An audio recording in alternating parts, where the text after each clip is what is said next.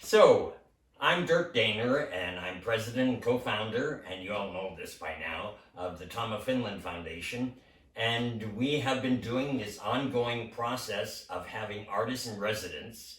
So this year we will have 12 in total, and each one stays for 3 months, and we have room for three at one time.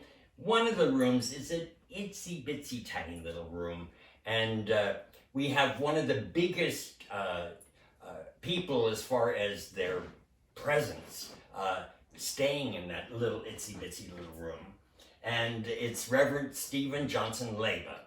And he is our artist in residence and a friend of mine that goes back at least 25 years, if not longer. Yeah. Yeah. Yeah, no, it was quite a challenge being in a small room, but actually, I'm a bit of a workaholic, so it's good to have a room where I'm not making art. I can just go relax. But I lost my shoes. I came in and took them off, and then because I have my black clothes on the floor, I only found one shoe, so I was like, oh, that's okay. So you're barefoot and fancy free. Yes, yes. But yeah, no, it's great because I guess I'm an elusive figure too, because since my studio was down in the pleasure park, people didn't know whether I was working or in San Francisco or. Yeah, and they didn't bother you a lot either. No, it was great. Yeah. And you got up very early. Yeah, that was a good trickster move. Yeah. Yeah. Early to bed and early to rise. Benjamin Franklin. So Stephen Leyba, let me just actually talk about your name and a little bit about who you are, and you can then embellish on it. And so you are some percentage Native American. You are part of one of the tribes, and you're an outcast from them because they're mostly Christian, I take it. All the reservations in the United States are Christian. And as a result of that, the presence of a satanic priest, which you are ordained by LeVay from the Satanic Church. Church of Satan, yeah. And what year did that take place? 1992. And so how old were you then? It was the same year I met and became friends with H.R. Giger and William S. Burroughs, so I don't know, it was about I was only 22.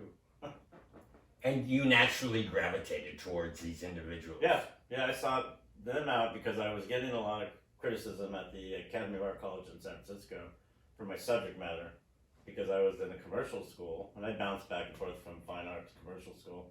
But at my midpoint review, they said, your ability is there, but your taste is not. So then I got slides and I sent it to Vincent Price, Stephen King, Burroughs, LeVay, Giger, and Vincent Price said that I painted like a master when I was 22. Before I started doing my mixed media technique, I just did straight acrylic paintings and oil paintings. And Vincent Price said, you paint like a master, but don't get stuck in the gruesome subject matter. You could paint something sinister like Georgia O'Keeffe paints a flower. And then LeVay's secretary sent me a physical letter, and the letter had horror movie writing the Church of Satan on top of it. It's the letter said, LeVay would like to pick your brain. I know you're having a lot of trouble with your art in San Francisco at the art school, but it's maybe you just haven't found the right audience, so maybe now you have. So when I met him, I had him, about the time I was meeting these legends that accepted me as a peer right away, which was really cool. And you actually reached out to a whole bunch of them at one time. Yeah, if you're into astrology, I have so many planets in the 10th house like Picasso and Dali had, so I'm good at reaching out to legends and getting respect from them. So it's just a matter of getting over my shyness and sending the letters, So I had, when I met Burroughs, Giger, and LeVay, I brought my stinking ass, and the night before, I was halfway done. So just let me stop for a moment. My Stinking Ass is a book, an art book that you personally made. How many pages are in it? It is probably about almost 200 pages. 200 pages. Very- Each one is individually collaged and ordained and blessed and shellacked. What, use polyurethane or what? Now I use a golden clear glass gel. It's Yeah. clear acrylic and it's archival because I used some actual shit in the first handmade book, My Stinking Ass, because Clive Barker said, well, where in here can you tell me exactly where there's shit? And I said, I gotta have a page that's just shit. So I got a bunch of shit on some toilet paper and put it on there and put the gel medium over it. And then I put a George Bataille quote because Clive Barker said you should read this particular book by George Bataille, and in it he said we wouldn't consider shit that shit stinks unless we were told from an early age, Right? Yeah. So it's mixed media. I was a master painter in high school because I had a great teacher, Mr. Crump, that showed me glazing and how to actually paint old European style. And then in art school, being a commercial artist, I wanted to get a fast technique. So you have done how many books? I just finished Ether. That's 21 21 books. handmade books. And you have been selling your work for how many years?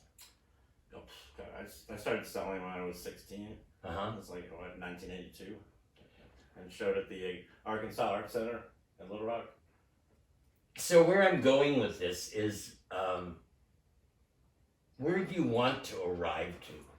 Well, like you said in the documentary on The Unspeakable, I would like the books to be collected by museums because I'm not a good archivist with my own work. And then hauling the books here from Colorado, it's they get damaged, Right. And the thing is, I do so many things, being a memoirist and a poet, excuse me, that people don't realize that I do these handmade books. So the people that have known my work forever, and then they see the books and they're just speechless. Like last night, they're There were people that were speechless. yeah, and it's and they really appreciate the fact that they could actually physically touch the art, which is rare. There's beadwork, embellishment, oil over acrylic over collage is my technique. It was interesting. You had a companion here yesterday assisting you on your performance, and his name is Raymond Lafferty. Raymond. He's a Degano painter, And both of you are you have both of you have indigenous blood. Yep. And I really was fascinated, just from a psychology point of view, that he was actually belittled because he liked to bead. Right, and make- and common- that's a common- woman's Yep. hobby. And I thought that maybe Native Americans were not suppressed with the same crap as the rest of us, but the missionaries did a very good job, as they did in Africa. Oh, and they're still doing it Yeah, in Africa and in North America. right. I'm a mutt. You hear that in America, oh, I'm a mutt. What are you? Well, I'm a specifically United States Native American Indian mutt. So I have I have a little bit of Irish, a little bit of Welsh, a little bit of English, but I have Musqueam Apache. I got Creek, Navajo, Paiute, and Cherokee. Wow. So I don't know any other mixed bloods. And then I have the Spanish Jewish. So I look. Some people think I'm Jewish. Some people don't know. I'm Right. darker than a lot of my full blood Native Americans. So I'm more than half. So, in regards to your time here, so you've been here for 2.5 months, plus by a few days, and you came on January 1st, and Yeah. and so you've got a few things to tie up, and we had talked about this for fucking ever I know. Even before the pandemic. before the we were making plans for me. And you talked about about actually wanting to stay in the sugar shack, and I said, yes, but you can't stay there in the winter. It's just too cold. Well, that's why I rewrote George Michael's "I Want Your Sex" to "I Want No Sex," because it's hard to have sex upstairs in the small. But that's why we have the sugar shack. Right, yeah. When you told me what it was for, So I was shocked last night by when you put on Michael Jackson's "Dead." It's a great song. I don't know where you heard it. No one I thought, not one person knows that song. It's a parody. The composer Marley Preston, who I did spoken word albums with, she turned me on to that song, and it's great. It's perfect for the performance. Like, it was perfect. I did the spoken word at the beginning, and it's like I don't need to yell at people with the performance. So the performance, I was calling it the physical performance, and it was. I didn't do that much physical, but then like this morning, all my muscles and my bones, and I was like, you went through it. Yeah. Very, very like an athlete. And you were pleased? I was not. Oh, maybe that's the wrong word to even. I've been trying to find the words. I was worried when I did the rehearsal with Raymond because I haven't done the spoken word, and I don't memorize my poetry, so I have to read from it. And which worked. Yeah. Well, it's like I get the nerves until I'm in front of the microphone. And then I was like, his music went a little bit like around 5 minutes, so it's like I could just take my time. And then I was astounded because after every single piece, people were like clapping and going, yeah. And I'm like, I've never had this. This is the best audience I've ever had, and doing this for like 30 years. Wow. And then the feedback with the paintings too. So, people have been impressed with your work, and so. We're going to put it up online, and so that more people can actually see it, right, and potentially buy it. Yes. So you are actually selling the work that you're selling that you did over this last 2.5 months. Right, selling the story being here. And the story is the collapse of LA. Yes, LA XXX. Sexual collapse and erotic apocalypse. So you had a very well-known straight film star urinate on your work yesterday. And the paintings I did from her, she urinated on those too. Yeah? Like over a month ago, yeah. And she hadn't seen the work until I finished it, until she was here last night. Kazumi. Yeah. Amazing individual. Yeah. She's like great, hilarious, sweetheart. And so, and then you have your books. So My Stinking Ass, which is like the original book that I saw when I came to meet you at your studio in New York City. You want around 66,000 for it? That's very modest. I think it's for too modest. Yeah, maybe we should up the price on the one. 100,000. Yeah, at least, yeah. And it really does deserve to be in a museum. Yeah, so let's talk about how to get the right person to talk to at Cornell University, because they have $400,000 budget every year for books. My boss and my mentor, David Goodstein, he was a overweight Jew who actually wanted to make, what happened with him? And this is important because I don't want him to disappear into the woodwork, is that he was a whiz kid on Wall Street. And he was hired by Wells Fargo, and he came out to San Francisco, and he took his husband to have dinner at the chairman's house. The chairman realized that he was a fag, and the next day when he went into the bank, his desk was gone, and they had moved it to the back of the bank where none of the public could see it. He decided that was it. He told them to go fuck themselves. And he came out to the West Coast, and he decided to buy this little magazine called The Advocate and turn it into a national news magazine for days. And he did. And he turned out, I worked for The Advocate, and he was really a mentor for me because he gave me opportunity where I didn't have the credentials to have opportunity. but he saw that I had life experience. And so David Goodstein deserves to be held as one of the icons of gay culture. Absolutely. Yeah.